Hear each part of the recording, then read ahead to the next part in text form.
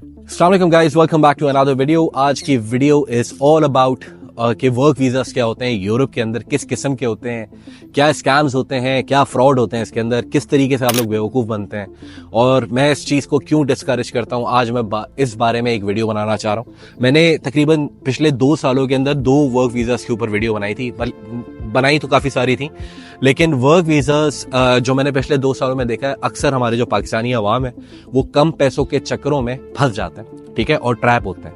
देखो, इटली के अंदर एक डेक्रेटो फ्लूसी है जिसके थ्रू आप यहाँ पे आ सकते हैं और वो और जॉब्स होती हैं। हमारे कारोबारी लोग जो हैं वो भी आ जाते हैं इसके अंदर और फिर फंसते हैं बेचारे, क्योंकि देखो नोला उस्सा निकलता है उसका। नोला उस्सा निकालना मेरे लिए भी कोई प्रॉब्लम नहीं, क्योंकि मेरी भी यहाँ पे कंपनी है, ठीक है, और मैं नोला उस्सा निकाल सकता हूँ और वो नोला उस्सा मैं 3-3 हज़ार यूरो का बेचूं तो तकरीबन 30,000 यूरो हो जाता है, लेकिन गलत चीज़ है, ठीक है। अब लेकिन अक्सर जो पाकिस्तान के अभी फिलहाल हालात चल रहे हैं, तो मुश्किल हालात के अंदर आप लोग बेवकूफ़ बन जाते हैं और डिफरेंट आप लोगों से राब्ते करते हैं और वो जो है आपको नोला उस्सा पकड़ा देते हैं। अब वो नोला उस्सा ओरिजिनल है फेक है आप लोगों को नहीं पता, ठीक है। वो नहीं, आप चेक नहीं कर सकते, आप उसको वेरीफाई नहीं कर सकते, तो आप जो है काफ़ी सारे प्रॉब्लम्स के अंदर फंस जाते हैं, ठीक है। आप लोग काफ़ी सारे प्रॉब्लम्स में फंस जाते हैं, तो अवॉइड क्या करो। देखो, वर्क वीज़ा जो इटली का होता है वो बेसिकली 2 तरीके का होता है। एक होता है सीजनल, एक होता है नॉन सीजनल, ठीक है। नॉर्मली इसके अंदर 6 महीने का वीज़ा लगता है, 9 महीने का वीज़ा लगता है। अभी हमारे अपने एक जानने वाले यार सऊदीया से अपनी अच्छी खासी जॉब छोड़ के वो पोलैंड का वर्क वीज़ा लेकर आ गए। अब उनको जब वो पहुंचे, देखो वर्क वीज़ा का मतलब ये कि आप बस इटली पहुंच जाओ, ठीक है, कोई जॉब की गारंटी नहीं होती, कुछ नहीं होता। आप यहाँ आ जाते हो, यहाँ आने के बाद क्या करोगे? आप अजाइलम करोगे। अजाइलम के बारे में बता देता हूँ कि अजाइलम यूरोप के अंदर टफ, बहुत ज़्यादा टफ हो गया। अनलेस आपका केस बहुत स्ट्रांग हो तो आपको अजाइलम का स्टेटस मिल जाता है। अदरवाइज अगर आपका केस हल्का फुल्का है तो जर्मनी ने तकरीबन 600 लोग अभी तक डिपोर्ट कर दिए हैं, ठीक है। तो आप अजाइलम करोगे कहाँ? पोलैंड के अंदर अजाइलम करोगे। पोलैंड, अगर आप पाकिस्तान से आ रहे हैं तो पोलैंड इज अगेंस्ट मुस्लिम्स। आजकल जो वहाँ पे प्रॉब्लम चल रहे हैं, तो पोलैंड तो भाई मुस्लिम्स को काफ़ी डिस्करेज कर रहा है, तो आप वहाँ पे अजाइलम करोगे। क्योंकि अगर आप जिस कंट्री का आपका वीज़ा है, अगर आप वहाँ से हट के कहीं और जाके अजाइलम करोगे तो आपको डब्लिनो लॉ लग जाएगा, ठीक है। ये चीज़ें आप लोग आने से पहले आपको नहीं पता होती, तो बेहतर ये है कि ये वर्क वीज़ा की जो टोपी ड्रामा है इसको अवॉइड करो, ठीक है। पोर्चुगल का वर्क वीज़ा निकलता है, इटली का निकलता है। आप किसी से जब परचेज कर रहे होते हो तो आप फ्रॉड में फंसने के आपके 100% चांसेस होते हैं। 90% तो होते ही हैं यार, ऐसा भी नहीं है कि कोई भी नहीं आता है। यहाँ पे आते हैं, इटली में भी काफ़ी सारे लोग आते हैं, इटली में भी काफ़ी सारे भले इंसान हैं जो आपके वर्क वीज़ास निकाल देते हैं, लेकिन it's not that easy. Work visas की जो नोला उस्सा की कॉस्ट आती है वो तकरीबन 2 से 3 हज़ार यूरो की आती है। आप लोग उसके 30 लाख, 10 हज़ार यूरो, 15 हज़ार यूरो देने के लिए भी तैयार हो कि यार बस मैं पहुंच जाऊं इटली। अच्छा, इटली आप पहुंच गए नोला उस्सा के ऊपर, आपका नोला उस्सा निकल आया, आपने वीज़ा अप्लाई किया, आप इंटरव्यू में फेल हो जाओगे, ठीक है। इटालियन आपको 2 मिनट में पकड़ लेंगे कि आप जिस काम के लिए जा रहे हैं आप केपेबल है कि नहीं है। अब मेरी बात समझना, देखो मेरी कंपनी है, मैं नोला उस्सा निकाल सकता हूँ, लेकिन मैं क्यों नहीं निकालता, उसकी एक वजह है। उसकी वजह यह है कि भाई फॉर एग्जाम्पल मेरी कंपनी में सबसे पहले मुझसे पूछा जाता है कि आपको क्या जॉब क्रिएट करनी है, ठीक है।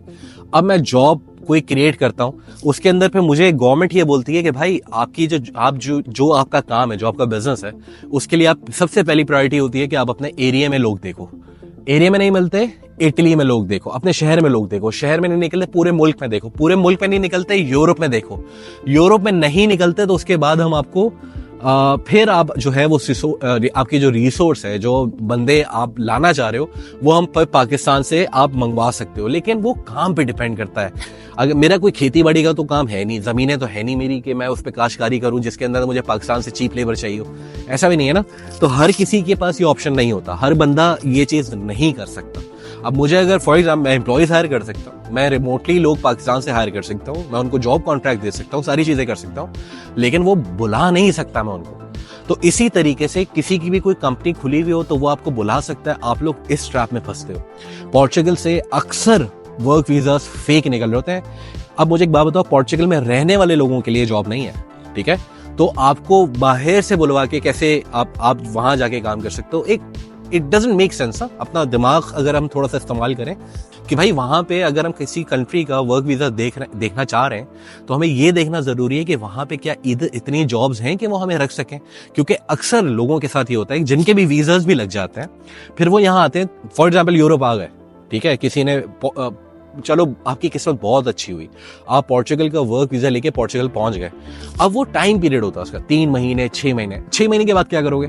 ठीक है, पोर्चुगल के अंदर पहले तो आर्टिकल 88 89 था, आप अपनी फाइल जमा करवा देते थे, ठीक है। तो अब तो ऐसा सीन नहीं है ना, अब कहाँ भागोगे फिर? फॉर एग्जाम्पल आने के बाद कोई ना कोई तो स्टेटस चाहिए ना, या इलीगल रहना चाह रहे हो? इलीगल रहने के लिए आप क्या पूरी जिंदगी रहते रहोगे, भागते रहोगे इधर उधर? कुछ मतलब आप बंदा प्लान करता है ना यार कि मैं आ गया, मैं पहुंच गया, अब मैंने नेक्स्ट स्टेप क्या करना है। फॉर एग्जांपल हमारे जो मैंने बताया सऊदीया से एक बंदे आए थे, मुझसे एक शख्स ने कनेक्ट किया था, वो हमारे जानने वाले किसी रेफरेंस के थ्रू मेरे पास आए। उन्होंने मुझसे पूछा है मुझे पोर्चुगल के अंदर फाइल लॉक करानी है। मैं बोला फाइल तो बंद हो गई। वो वर्क वीजा पे आए थे, गालिबन पोलैंड के ही वर्क वीजा पे आए थे if I am not wrong. मैंने बोला पोर्चुगल के अंदर तो फाइल लॉक होना बंद हो गई, अब क्या करेंगे? अब आपके पास अजालिम ही ऑप्शन बचता है। अब आप अजालिम करेंगे, आपका अजालिम रिजेक्ट होगा। अब आप पोलैंड की वीजे पे आए हो, पोलैंड इज अगेंस्ट अजाइलम, ठीक है, अगेंस्ट मुस्लिम्स, कैसे मिलेगा अजाइलम? तो भाई मैं इस वजह से कह रहा होता हूँ कि प्लीज ये जो वर्क वीजा की टोपी के अंदर आप लोग फंसते हो ना, इसके अंदर ना फंसो। अगर फॉर एग्जाम्पल आपका यहाँ से इटली के अंदर काफी सारे लोग ऐसे हैं जो लोगों के नोला उस्सा निकाल रहे होते हैं, ठीक है, उनके तो 10,000 यूरो की, 5,000 यूरो की उनकी तो दाढ़ी लग गई। अब आपका जाके वीजा रिजेक्ट हो जाता है तो वो वीजा रिजेक्ट ही होगा ना यार आपका, जब आपका नोला उसका ही फेक है। अब आप उसको आइडेंटिफाई कैसे करोगे, पकड़ोगे कैसे कि यार ये जो मेरे एक्सेप्टेंस लेटर निकला है इस कंपनी का, ये सही है या गलत है? आप हमसे पूछ रहे होते हो क्या आप वेरीफाई कर दो? मैं कैसे कर दूं? सिस्टम में बैठा हुआ इंटीरियर मिनिस्ट्री के अंदर हूँ, मैं नहीं चेक कर सकता।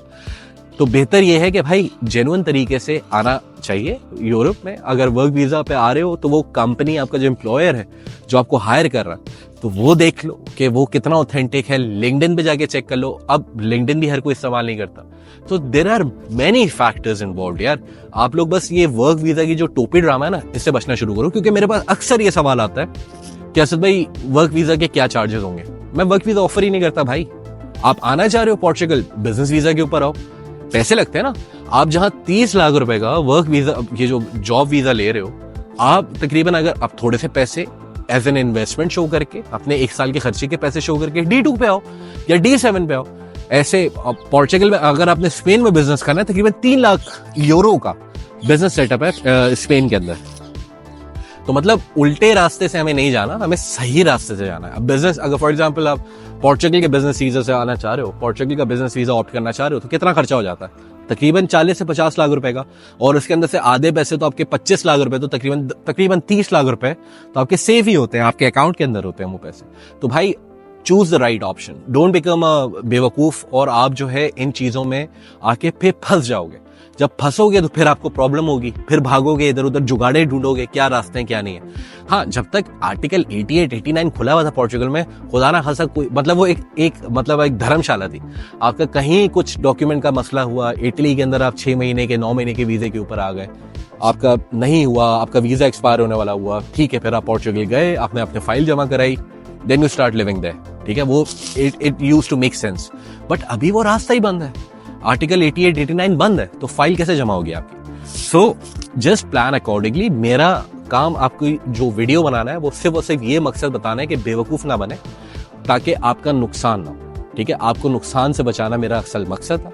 और मैं चाह रहा था, काफी अरसे से ये हमारे पास सवाल आते थे यार, मैं सोचता था इस पर एक वीडियो बनाऊंगा, और आज वो फाइनली वीडियो बन गई। और जो लोग वर्क वीजा की टोपी ड्रामे में फंसने वाले हैं भाई, उन लोगों से ये शेयर कर देना। जो भी वर्क वीजा की तरफ ये जाना चाह रहा है, उसे देख लेना कि आप जिस बंदे के थ्रू जो भी चीज अप्रोच करना चाह रहे हो वो जेन्युइन है कि नहीं है। क्योंकि इसके अंदर सबसे बड़ा जो मसला है ना, वो फेक है। बेहतर ये होता है कि कोई किसी बंदे की कंपनी के थ्रू, अगर फॉर एग्जांपल इटली आया हुआ है या कहीं पे भी आया हुआ, ऑस्ट्रिया आया हुआ है, रोमेनिया आया हुआ है, बल्गारिया आया हुआ है, किसी की पास्ट हिस्ट्री रही है तो ही अप्लाई करना। 3 महीने से 6 महीने का वर्क वीजा अगर आपका मिलता है तो आपको वापस पाकिस्तान जाना पड़ेगा, ये बात जहन में रखना, ठीक है, क्योंकि इसकी एक टाइम पीरियड है, अनलेस आपका जो कॉन्ट्रैक्ट है वो रिन्यू नहीं होता, ठीक है। तो ये बहुत सारी चीजें, काफी सारे इसके अंदर नेटिग्रिटीज होते हैं, काफी सारी चीजें होती हैं। तो बेहतर ये कि सारे सवालात जिसके थ्रू भी आप काम कर रहे हैं उसको प्लीज टटोल लेना, देख लेना, इवैल्यूएट कर लेना कि ये चीज आया सही है भी कि नहीं, ठीक है। अपना ख्याल रखें, मिलते हैं नेक्स्ट वीडियो में। चाओ।